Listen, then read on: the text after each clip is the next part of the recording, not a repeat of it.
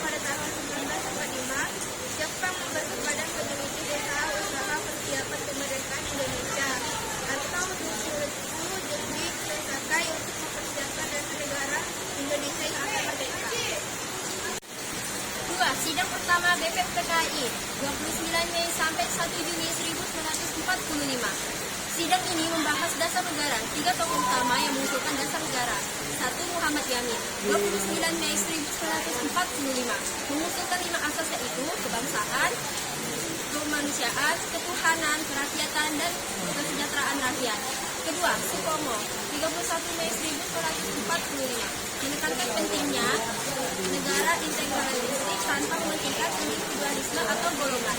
Ketiga, Insinyur Soekarno 1 Juni 1945 menyampaikan pidato yang kemudian dikenal sebagai lahirnya Pancasila. Ia mengusulkan 5 asas prinsip kebangsaan, internasionalisme, kemanusiaan, mufakat atau demokrasi, kesejahteraan sosial, dan ketuhanan. Ketiga, pembentukan Panitia 9. Setelah sidang BPUPKI, dibentuk Panitia 9 22 Juni 1945 yang menjual merumuskan piagam dasar negara. Hasilnya adalah Piagam Jakarta Charter, yang memuat rumusan awal Pancasila yang sila pertama berbunyi ketuhanan dengan kewajiban menjalankan syariat Islam bagi pemeluk-pemeluknya. Keempat, sidang kedua BPUPKI dan PPKI. Setelah Jepang menyerah kepada Sekutu, BPUPKI digantikan oleh PPKI, yaitu Panitia Persiapan Kemerdekaan Indonesia. Pada 18 Agustus 1945, PPKI mengesahkan Undang-Undang Dasar 1945, termasuk pembukaan Undang-Undang Dasar 1945 yang berisi rumusan final Pancasila sebagai dasar negara. 5. Rumusan final Pancasila 18 Agustus 1945. Berikut adalah bunyi resmi Pancasila. 1. Ketuhanan yang Maha Esa. 2. Kemanusiaan yang adil dan beradab. 3. Persatuan Indonesia. 4. Kerakyatan yang dipimpin oleh hikmat kebijaksanaan dalam permusyawaratan perwakilan. 5. Keadilan sosial bagi seluruh rakyat Indonesia.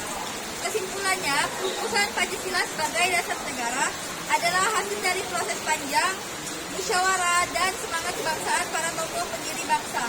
Pancasila bukan hanya dasar negara, tapi juga nilai-nilai luhur yang menjadi pedoman hidup bangsa Indonesia. Adalah contoh penerapan nilai Pancasila dalam kehidupan sehari-hari bagi berdasarkan lingkungan, di lingkungan sekolah, di rumah, dan masyarakat. 1. Ketuhanan yang Maha Esa.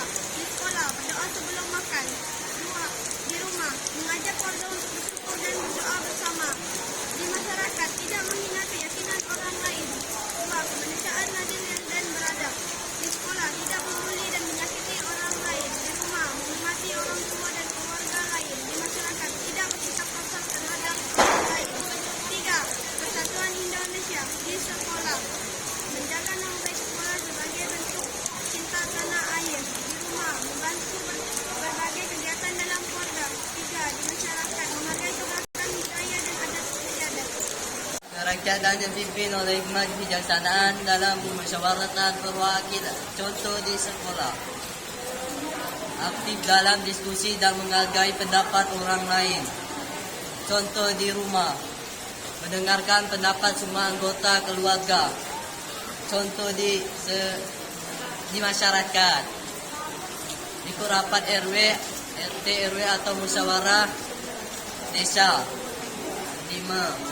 Keadilan sosial bagi seluruh rakyat Indonesia. Contoh di rumah, di sekolah. Tidak pilih kasih dalam berteman. Contoh di rumah, membagi tugas rumah secara adil di antara anggota keluarga. Contoh di masyarakat, memberi sumbangan yang pada yang kurang mampu. Lalu saya Paus seperti kolam, jika paus pandai menyelam.